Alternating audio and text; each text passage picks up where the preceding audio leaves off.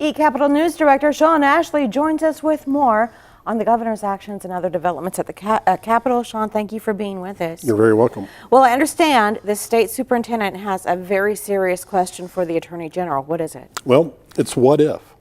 As you may recall, a group, Oklahoma Taxpayers Unite, has filed what's called a veto referendum concerning House Bill 1010 XX. That was the revenue-raising measure that was passed during the second special session to help raise additional funds, primarily in which would be used to fund teacher, education support staff, and state employee pay raises.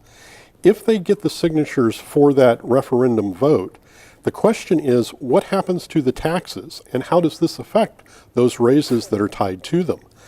Generally, what it would appear would happen would be that those taxes would be put on hold, and therefore the funding would not be available to fund the various pay raises. So the superintendent is asking the Attorney General for his opinion on a series of 11 different questions related to that. What if they collect the necessary signatures? Will those taxes be collected?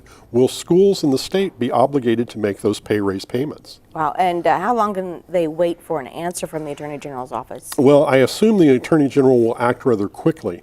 The group collecting the signatures has until the middle of July to get those signatures collected.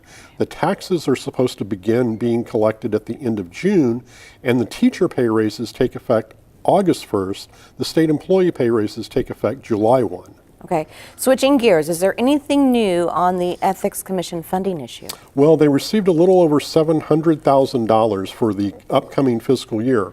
But what is unique about their funding is that it comes from their own revolving fund. The money was pulled out of the revolving fund, placed in the special cash fund, and then reappropriated back to them.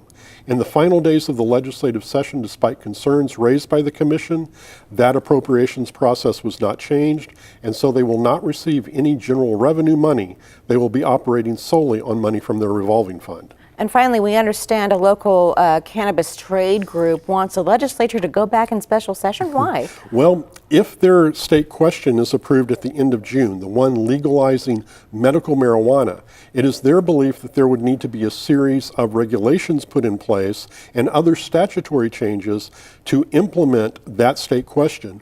If it's passed, they say they'll ask lawmakers to come back and do just that. All right, Sean Ashley with eCapitol, thank you so much. You're very welcome.